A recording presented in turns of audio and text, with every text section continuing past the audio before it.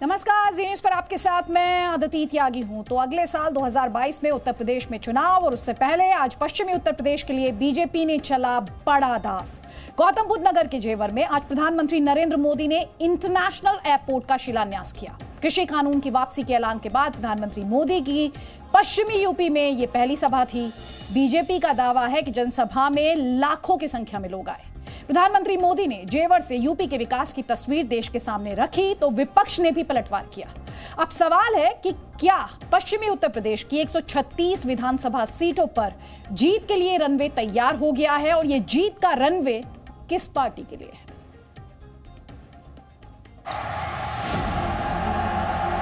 जोरदार तालियों से स्वागत कीजिए माननीय प्रधानमंत्री महोदय का अपने प्रणाम तालियों के माध्यम से। जय श्री राम। प्रधानमंत्री नरेंद्र मोदी ने जैसे ही रिमोट का बटन दबाया, बटन दब गया।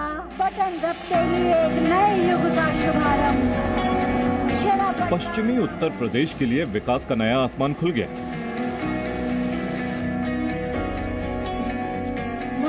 प्रधानमंत्री मोदी ने गौतम बुद्ध नगर के जेवर में एशिया के सबसे बड़े एयरपोर्ट का शिलान्यास किया। पीएम मोदी ने प्रस्तावित एयरपोर्ट का मॉडल देखा। उनके साथ मुख्यमंत्री योगी आदित्यनाथ और नागरिक उड्डयन मंत्री ज्योतिरादित्य सिंधिया भी मौजूद रहे। कृषि कानून वापसी के ऐलान के बाद पीएम मोदी की पश्चिमी यूपी में पहली जनसभा थी। बीजेपी ने इस मौके पर जनसभा में करीब 2 लाख से ज्यादा लोगों को इकट्ठा किया था। जिधर नजर जा रही थी उधर सिर्फ लोग ही लोग नजर आ रहे थे। मंत्रीगण, माननीय सांसद, माननीय विधायकगण का भी जेवर एयरपोर्ट को बनाने का सपना करीब 1 दशक से भी ज्यादा पुराना था, जो अब साकार हो रहा है। प्रधानमंत्री मोदी ने जेवर एयरपोर्ट के काम को अटकाने, लटकाने, भटकाने का आरोप पिछली सरकारों पर लगाया। 2 दशक पहले यूपी की भाजपा सरकार ने इस प्रोजेक्ट का सपना देखा था, लेकिन बाद में ये एयरपोर्ट अनेक सालों तक दिल्ली और लखनऊ में पहले जो सरकारें रही उनकी खींचतान में उलझ रहा। किसान आंदोलन के कारण नाराज पश्चिमी यूपी के किसानों को भी मनाने की कोशिश पीएम मोदी ने की और किसानों के नाम पर राजनीति करने वाले विपक्षी दलों को आईना भी दिखाया। हमारे देश में कुछ राजनीतिक दलों ने हमेशा अपने स्वार्थ को सर्वोपरि रखा है। इन लोगों की सोच रही है अपना स्वार्थ, सिर्फ अपना खुद का, परिवार का या जहां रहते उस इलाके का, उसी को वो विकास मानते थे। जबकि हम राष्ट्रप्रथम, नेशन फर्स्ट की भावना पर चलते हैं। कृषि बिल की वापसी पर कैबिनेट की मोहर के बाद प्रधानमंत्री नरेंद्र मोदी की ये पहली रैली थी और वो भी पश्चिमी उत्तर प्रदेश में, जहां पर किसान बिल को लेकर किसानों में ही काफी नाराजगी थी और बीजेपी को डर था कि 2022 के विधानसभा चुनाव में उसे इसका खामियाजा भुगतना पड़ सकता है। लेकिन आज की रैली के जरिए प्रधानमंत्री ने संकेत दिया कि उनकी सरकार हमेशा किसानों के हित में रही है और आगे भी उनके हित में ही काम करते रहेगी। पीएम मोदी ने उत्तर प्रदेश को विकास में पीछे रखने के लिए पिछली सरकार को जिम्मेदार ठहराया। नोएडा इंटरनेशनल एयरपोर्ट का भूमि पूजन हुआ है। साथियों, आज देश में 21वीं सदी की आवश्यकताओं को ध्यान में रखते हुए अनेक आधुनिक प्रोजेक्ट पर तेजी से काम चल रहा है। आप सभी के आशीर्वाद से, डबल इंजन सरकार की प्रतिबद्धता से यूपी में इसमें अग्रणी भूमिका निभाएंगे। प्रधानमंत्री मोदी से पहले मुख्यमंत्री योगी आदित्यनाथ ने भी एयरपोर्ट के शिलान्यास समारोह के मंच से पश्चिमी यूपी के गन्ना किसानों को रिझाने की कोशिश की। गन्ना किसानों के बहाने योगी आदित्यनाथ ने समाजवादी पार्टी पर हमला बोला। ये देश गन्ने की मिठास को एक नई उड़ान देगा या जिन्ना के अनुयायियों से फिर दंगा करवाने की शरारत करवाएगा, और यही तय करने के लिए आज आप सबका आह्वान करने के लिए मैं स्वयं आपके बीच यहां पर उपस्थित हुआ हूं। जेवर एयरपोर्ट के जरिए प्रधानमंत्री मोदी ने पश्चिमी यूपी के 26 जिलों की 136 विधानसभा सीटों को साधने की कोशिश की। जनसभा के मंच पर पीएम मोदी के साथ पश्चिमी यूपी से आने वाले केंद्रीय मंत्री, राज्य सरकार के मंत्री और सांसद मौजूद थे। कार्यक्रम समारोह खत्म होने के बाद पीएम मोदी ने मंच पर डिप्टी सीएम केशव प्रसाद मौर्य और योगी आदित्यनाथ का हाथ उठाकर न सिर्फ पश्चिमी यूपी की जनता का अभिवादन किया, बल्कि बीजेपी की ताकत का प्रदर्शन भी किया। रविंद्र कुमार के साथ विशाल पांडे, जी मीडिया, जेवर। अब आपके जहन में सवाल होगा कि जेवर एयरपोर्ट के बनने से किन किन शहरों को फायदा होगा, किन किन इंडस्ट्रीज को फायदा होगा। तो इस सवाल का जवाब अब हम आपको देते हैं। नोएडा में टेक्सटाइल्स और अपैरल को इसका सीधा फायदा हो सकता है, कपड़ा इंडस्ट्री को इसका फायदा हो सकता है। ग्रेटर नोएडा की बात करें तो आईटी, मैन्युफैक्चरिंग, ऑटोमोबाइल और टेलीकॉम सेक्टर को इसका फायदा हो सकता है। इसके अलावा ग्रेटर नोएडा एक एजुकेशन हब के तौर पर भी आगे आ सकता है। फिल्म सिटी की बात बार बार कही ही जा रही है, तो फिल्म सिटी के तौर पर भी आगे आ सकता है। आगरा की बात करें तो लेदर इंडस्ट्री को इसका फायदा हो सकता है। वहीं मेरठ स्पोर्ट्स इक्विपमेंट के लिए जाना जाता है, तो स्पोर्ट्स इंडस्ट्री को फायदा हो सकता है। फिरोजाबाद में कांच के बने सामान को इस शिलान्यास से फायदा हो सकता है। अलीगढ़ डिफेंस कॉरिडोर और ताला कारोबार दोनों को इसका फायदा हो सकता है। इसके अलावा पीतल नगरी मुरादाबाद, पीतल के उद्योग को फायदा होगा। पश्चिमी उत्तर प्रदेश किसानों को इसका फायदा होगा। पर्यटन के लिहाज से ये काफी अहम है, खासतौर पर दिल्ली, आगरा, मथुरा, वृंदावन, सब जगहों पर टूरिज्म के लिहाज से ये बड़ा फायदेमंद साबित हो सकता है। मेरठ की स्पोर्ट्स इंडस्ट्री है, सहारनपुर का फर्नीचर है, मुरादाबाद का पीतल उद्योग है, आगरा का फुटवियर और पैठा है। पश्चिमी यूपी के अनेक एमएसएमईज को भी विदेशी मार्केट तक पहुंचने में अब और आसानी होगी।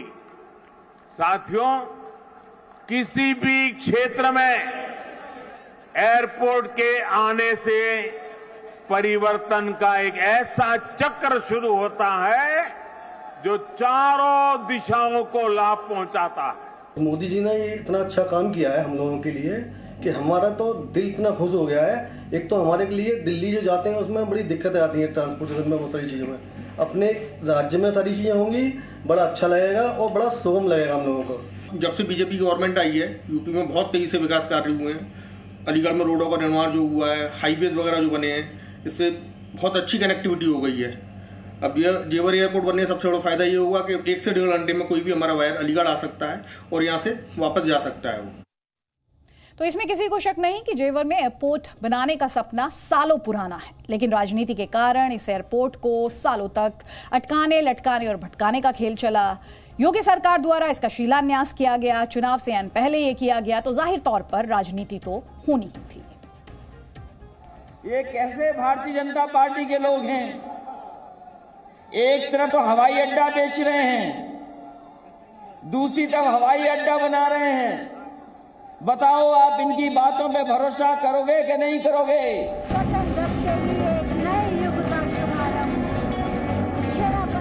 एक तरफ प्रधानमंत्री नरेंद्र मोदी जेवर में एयरपोर्ट का शिलान्यास कर रहे थे, तो दूसरी तरफ लखनऊ में अखिलेश यादव एयरपोर्ट के बहाने बीजेपी पर शब्दों के बाण छोड़ रहे थे। लखनऊ में जनवादी सम्मेलन के मंच से अखिलेश यादव ने जेवर एयरपोर्ट के शिलान्यास के बहाने पर मोदी सरकार पर निशाना साधा। ये सरकार का हवाई अड्डा बिक गया। सरकार एक हवाई अड्डा बना रही है और ये हवाई अड्डा किस लिए बन रहा, उसका गणित मुझे समझ में नहीं आता। बीएसपी अध्यक्ष मायावती ने तो जेवर एयरपोर्ट को अपनी सरकार की उपलब्धि बताने की कोशिश की। मायावती ने ट्वीट किया और पिछली यूपीए सरकार पर एयरपोर्ट की योजना पर अड़ंगा लगाने का आरोप लगाया। बीएसपी सरकार गौतम बुद्ध नगर के जेवर में ताज इंटरनेशनल एयरपोर्ट और एविएशन हब और नोएडा से बलिया तक 8 लेन का गंगा एक्सप्रेसवे जैसी परियोजनाओं के जरिए यूपी में रोजगार व विकास को नया आयाम दे रही थी। लेकिन पूरी तैयारी के बावजूद कांग्रेस सरकार ने अड़ंगा लगाकर असहयोग किया। मायावती कह रही हैं कि उनकी सरकार में जेवर में एयरपोर्ट बनाने की कोशिश हो रही थी। तो आंकड़ों के लिहाज से बता दें कि वर्ष 2001 में जब राजनाथ सिंह यूपी के मुख्यमंत्री थे तब एयरपोर्ट की फाइल तैयार हुई थी। वर्ष 2002 में जब मायावती सीएम बनी तो एयरपोर्ट को जेवर में बनवाना चाहती थी। वर्ष 2007 में मायावती फिर से सीएम बनी तो एयरपोर्ट की फाइल केंद्र के पास भेजी थी।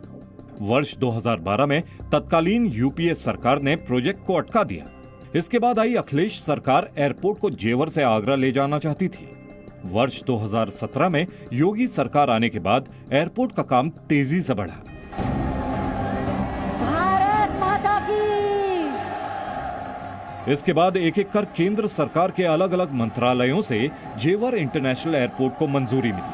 हौसलों की नई उड़ान, उत्तर प्रदेश के विकास की नई उड़ान। और अब 2021 में इस एयरपोर्ट का शिलान्यास हो पाया है। सबसे बड़ा एयरपोर्ट यूपी में और केंद्र में पहले जो सरकारें रही उन्होंने कैसे पश्चिमी उत्तर प्रदेश के विकास को नजरअंदाज किया, उसका एक उदाहरण ये जेवर एयरपोर्ट भी है।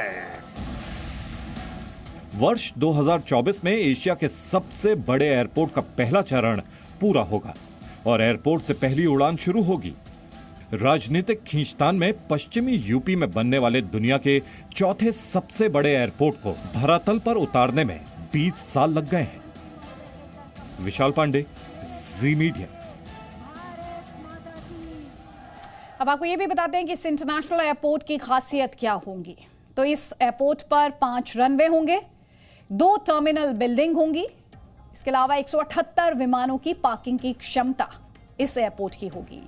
रोजाना 30,000 यात्री इसका इस्तेमाल कर पाएंगे और सालाना 1 करोड़ 20 लाख यात्री इस एयरपोर्ट से लाभान्वित होंगे, उन्हें फायदा होगा। इसके अलावा रोजगार के लिहाज से 1 लाख लोगों को इसका फायदा होगा। ये देश का सबसे बड़ा कार्गो हब वाला एयरपोर्ट बनेगा। देश का पहला जहाजों की मेंटेनेंस सेंटर के लिहाज से भी इसे पहला एयरपोर्ट बताया जा रहा है और 4 एक्सप्रेसवे से इसे जोड़ा जाएगा। हरियाणा को भी इससे फायदा होगा। इस एयरपोर्ट का शिलान्यास 2021 में किया गया है, चुनाव से पहले किया गया है। इसके जरिए बीजेपी की नजर 2022 के विधानसभा चुनावों पर 36 महीने बाद जब ये एयरपोर्ट इसकी पहली फेज पूरी होगी तब तक जनता अपना फैसला सुना चुकी होगी।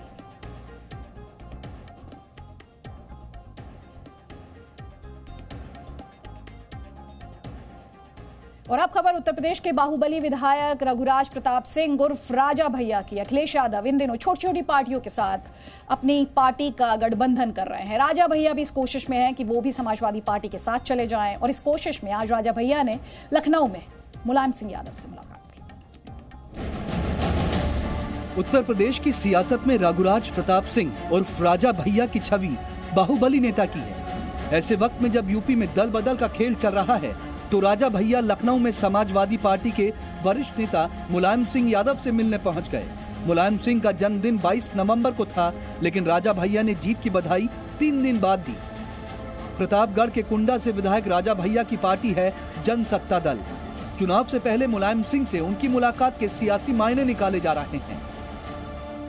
कुछ रिश्ते ऐसे होते हैं जो राजनीति से अलग या राजनीति से ऊपर उठ करके होते हैं। हर चीज़ को एक ही सीमित दृष्टिकोण में नहीं देखा जा सकता। कोविड के कारण कई वर्षों से 2 वर्षों से अधिक से भेंट नहीं हो सकी थी, नहीं तो हर जन्मदिन पे उनके हम रहते थे। अब जा कर के नेताजी मिलना शुरू करे हैं लोगों से। उनका स्वास्थ्य भी नहीं अच्छा रहा था इस बीच, तो उनसे सामान्य शिष्टाचार भेंट, उनका आशीर्वाद लेने के लिए गया था। राजा भैया की छवि दबंग और बाहुबली नेता की मानी जाती है। उनका विवादों से भी पुराना नाता रहा है। उनके खिलाफ हत्या की कोशिश, डकैती, मारपीट और शांति भंग की कोशिश जैसे आरोप लग चुके हैं। बावजूद इसके कुंडा में उनका सिक्का चलता है। यही वजह है कि हर बार विधानसभा चुनाव में कुंडा से वही जीतते आए हैं। राजा भैया साल 1993 से लगातार विधायक चुने जाते रहे हैं। वो अब तक 6 बार कुंडा से विधायक रहे हैं। अखिलेश यादव एक के बाद एक यूपी के छोटे छोटे दलों से गठबंधन कर रहे हैं। ऐसे में राजा भैया की कोशिश होगी कि जनसत्ता दल और समाजवादी पार्टी में गठबंधन हो जाए।